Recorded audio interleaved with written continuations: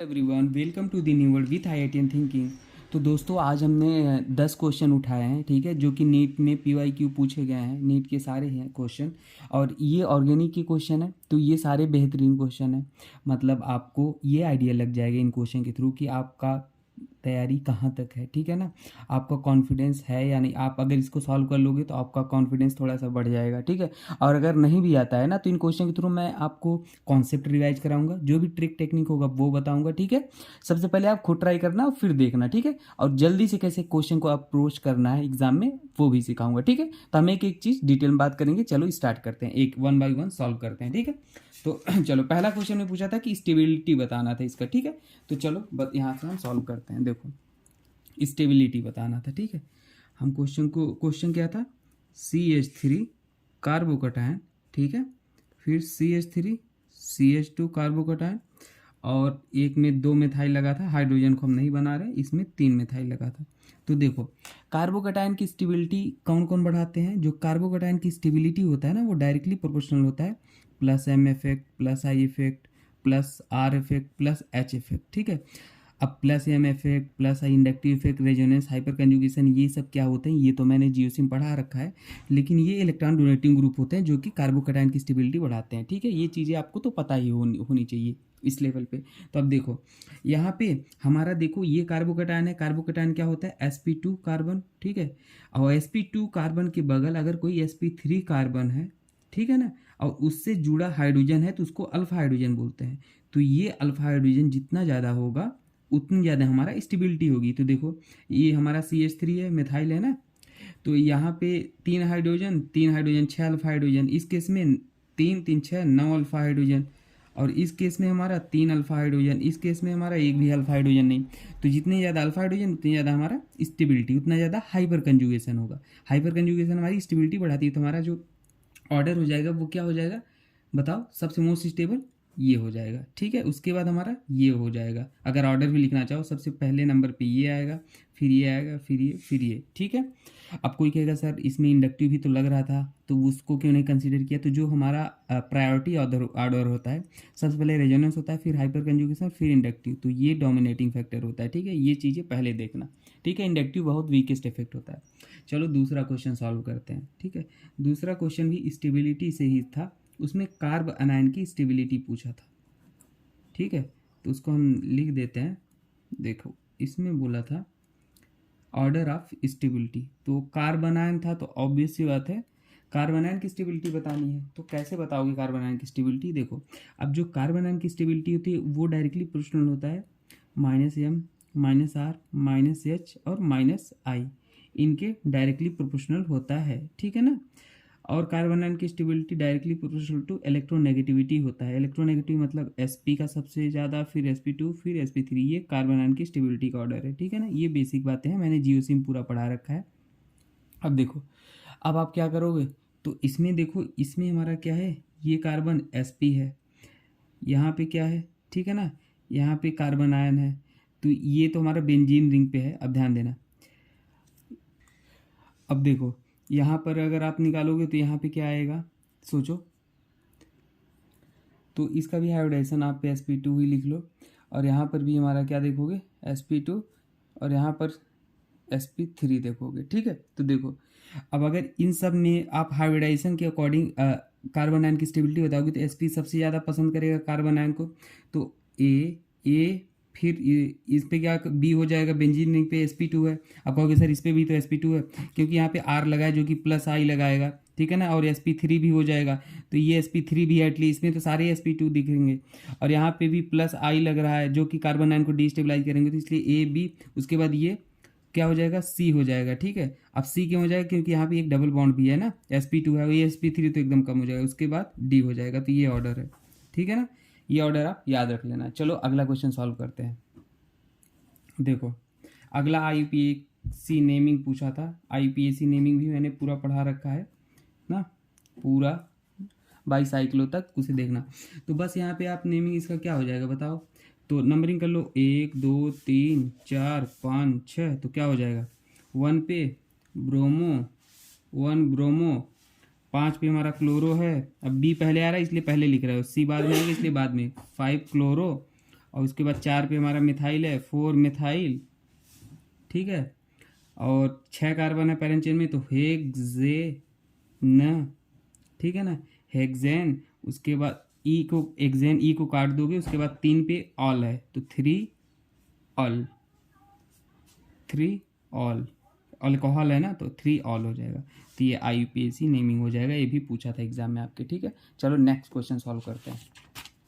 Next भी IUPAC naming से ही था। अगला क्वेश्चन हम अगले पेज में लिखते हैं। देखो,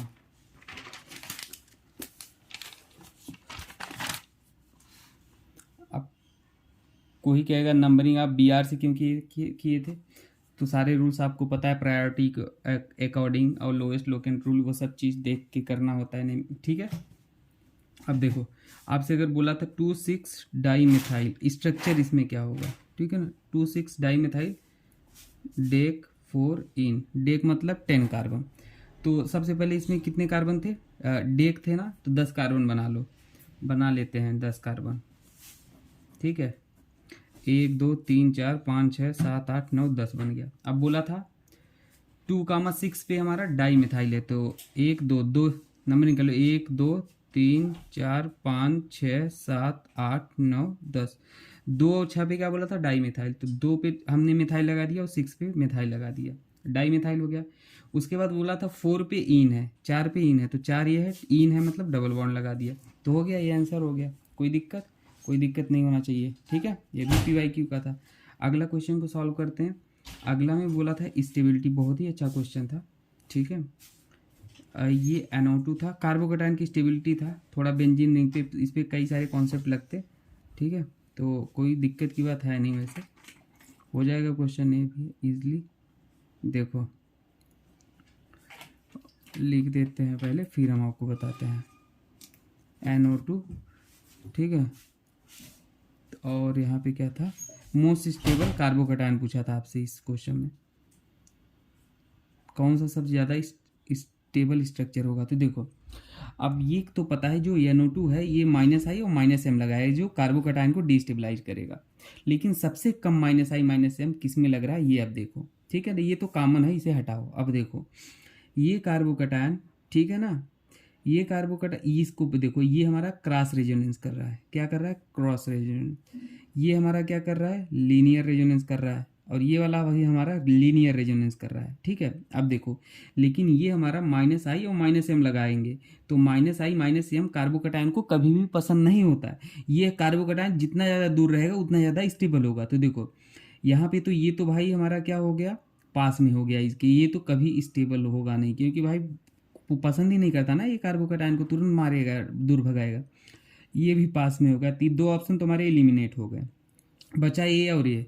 अब देखो इसमें क्या है, इसमें यहाँ पे हमारा ये वाला 1 2 3 कार्बन पे है, और ये वाला 1 2 3 4 कार्बन पे है, तो ये जितना दूर रहेगा उतना ज़्यादा स्टेबल, तो हमारा ये वाला सबसे ज़्यादा स्टेबल हो जाएगा, ठीक है ना। समझ आई बात आपको, ऐसे फैक्टर लगा के आपको सोचना था, ठीक है। कोई दिक्कत नहीं। चलो अगला क्वेश्चन सॉल्व करते हैं। अब देखो, अगला क्वेश्चन बोला था कि आपको ये ऐसे NO2 दिया था, which of the following do not react with nitrous acid. तो ये कंपाउंड गिवन थे, बोला था कौन सा कंपाउंड ऐसा है जो नाइट्रस एसिड से रिएक्ट नहीं करेगा, ठीक है। तो बढ़िया क्वेश्चन था। तो वही है जिसके पास, जहाँ पे अल्फा हाइड्रोजन एब्सेंट होंगे वहाँ पे क्या होगा, नाइट्रस एसिड से रिएक्ट नहीं करेगा। आप कहोगे अल्फा हाइड्रोजन किसको देखेंगे, तो इसे मान लो 0 पोजीशन, जैसे इसको मान लो आप sp2 वाला, एक सपोज कर लो, है नहीं, सपोज करो। और उसके बगल sp3 है, sp3 से जुड़े कार्बन हाइड्रोजन को अल्फा हाइड्रोजन बोलते हैं। तो मान लो ये sp2 है, इसके बगल sp3, लेकिन ये तो मिथाइल ग्रुप लगे हैं, हाइड्रोजन कहाँ लगा है। अगर यहीं पे डायरेक्ट हाइड्रोजन ऐसे लगा होता ना, तो उसको अल्फा हाइड्रोजन मानते, तो इस पे अल्फा हाइड्रोजन नहीं है। तो बोला था which of the following do not react with nitrous acid, तो इसमें अल्फा हाइड्रोजन नहीं है। इसमें देखो अल्फा हाइड्रोजन दिख रहा है, हाँ इसमें एक हाइड्रोजन दिख रहा है, देखो ये कार्बन से एक हाइड्रोजन दिख रहा है, इसमें भी 2 हाइड्रोजन दिख रहे हैं, ठीक है, इसमें भी दिख रहे हैं, लेकिन इसमें नहीं है, तो यही हमारा नाइट्रस एसिड से रिएक्ट नहीं करेगा, ठीक है ना। समझ के बात आप। अब देखो अगला क्वेश्चन हम सॉल्व कराते हैं आपको। अगला क्वेश्चन हमारा रिएक्शन से था कुछ, यहीं पे हम लिख देते हैं, ठीक है। चलो देखो, अगला क्वेश्चन हमारा ये साइनाइड था। इसमें पहले स्टेप में लिथियम एल्युमिनियम हाइड्राइड लिया था रिड्यूसिंग एजेंट। तो लिथियम एल्युमिनियम हाइड्राइड क्या कर देगा, इसको अमाइन में चेंज कर देगा, CH2NH2 में चेंज कर देगा। ये याद रख लो, ये रिड्यूस कर देता है, ठीक है। अगले स्टेप में नाइट्रस एसिड वही फिर से NaNO2 HCl लिया था, ठीक है ना। NaNO2 HCl लिया था तो वो क्या कर देगा पता है, इसको बेंजीन डाइजोनियम साल्ट में कन्वर्ट कर देगा इसको। तो देखो बेंजीन डाइजोनियम साल्ट में कैसे कन्वर्ट करता है, CH2 और इसको क्या कर देगा N2 + Cl-। फिर ये क्या करता है, N2 लिविंग ग्रुप है, अच्छा तो ये बाहर निकल जाता है, ठीक है ना। और बाहर निकल जाता है, अगले स्टेप में H2O भी गिवन था और बाहर निकल जाएगा तो यहाँ पे एल्कोहल आके मतलब OH आके जुड़ जाएगा CH2, यहाँ पे कार्बोकैटायन बन जाएगा, कार्बोकैटायन जाएगा फिर OH जाके यहाँ पे अटैक कर देगा, OH जुड़ जाएगा, ठीक है। तो हमारा ये आंसर हो जाएगा। कोई दिक्कत नहीं होनी चाहिए, ठीक है ना। ये क्वेश्चन हो गया। अब देखो अगला क्वेश्चन सॉल्व करके दिखाते हैं आपको। जैसे मान लो अगला में आपसे बोला था फिनॉल और कार्बोक्सिलिक एसिड में कौन ज़्यादा एसिडिक है, तो ये कार्बोक्सिलिक एसिड ज़्यादा एसिडिक है। अब कहोगे क्यों, क्योंकि इसमें आप क्या करोगे, कंजुगेट बेस बनाओगे तो H+ निकाल के कार्बोनान बनाओगे, यहाँ भी कार्बोनान बनाओगे। तो जो कार्बोक्सिलिक एसिड के हमारा रेजोनेटिंग स्ट्रक्चर आता है ना, वो क्या आता है, 2 इक्विवेलेंट रेजोनेटिंग स्ट्रक्चर आता है, 2 इक्विवेलेंट रेजोनेटिंग स्ट्रक्चर। देखो सेम है, लेकिन इसमें जो आता है 5 रेजोनेटिंग स्ट्रक्चर आता है, ऐसे बना लोगे, सारे ड्रा कर लोगे, लेकिन वो नॉन इक्विवेलेंट रेजोनेटिंग स्ट्रक्चर होते हैं, ठीक है ना। तो अगर कभी भी इक्विवेलेंट रेजोनेटिंग स्ट्रक्चर आता है तो ज़्यादा स्टेबलाइज करता है कार्बन आयन को रेदर देन नॉन इक्विवेलेंट, तो इसलिए हमारा कार्बोक्सिलिक एसिड ज़्यादा स्टिक होगा, ठीक है। अगला क्वेश्चन देखते हैं। अगला क्वेश्चन हमारा मान लो ये था, फॉर्मिक एसिड था, एसिटिक एसिड था, प्रोपेनोइक एसिड था, ठीक है ना। देखो ये था, तो इसमें एसिडिक ऑर्डर स्ट्रेंथ पूछा था, तो एसिडिक स्ट्रेंथ क्या हो जाएगा, सबसे पहले ये हो जाएगा, ठीक है, फिर ये हो जाएगा, फिर ये क्यों हो जाएगा, क्योंकि भाई यहाँ पे CH3 लग रहा है, +I लग रहा है, यहाँ पे और ज़्यादा एल्काइल ग्रुप बड़ा है तो +I थोड़ा ज़्यादा लगेगा, जो कि कार्बन आयन को डिस्टेबलाइज करेगा, यहाँ थोड़ा कम करेगा, यहाँ पे बिल्कुल ही कम करेगा, तो इसलिए ये वाला हमारा ज़्यादा स्टेबल है कंजुगेट बेस, इसलिए हमारा ये एसिडिक स्ट्रेंथ ज़्यादा होगा, ठीक है ना, समझ गया ना।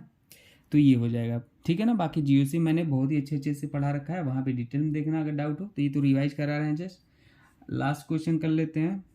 लास्ट क्वेश्चन में हमारा ये था NH2 Br और Br, ठीक है। यहाँ पे HNNA उसी का फॉर्म है, NaNO2 HCl गिवन था 0 से 5 डिग्री सेल्सियस। तो ये क्या कर देगा, फिर से इसको डाइजोनियम साल्ट बना देगा, कार्बोकैटायन बना के क्या कर देगा, देखो बताते हैं क्या करेगा। NH2 को क्या कर देगा, डाइजोनियम साल्ट बनाएगा, N2Cl-। अगले स्टेप में CH3 और CH2 OH गिवन था, ठीक है। ये क्या कर देगा, रिड्यूस कर देगा, इसको भगा देगा, ठीक है ना, रिड्यूस कर देगा, 2,4,6 ट्राइब्रोमो बेंजीन बना देगा, मतलब उसको बस भगा के ये कर देगा, ठीक है ना, याद रखना। तो ये हमारा आंसर हो जाएगा, ठीक है। बाकी कुछ डाउट हो तो कमेंट सेक्शन पूछ लेना, मिलते हैं नेक्स्ट वीडियो में दोस्तों, ठीक है। Thank you.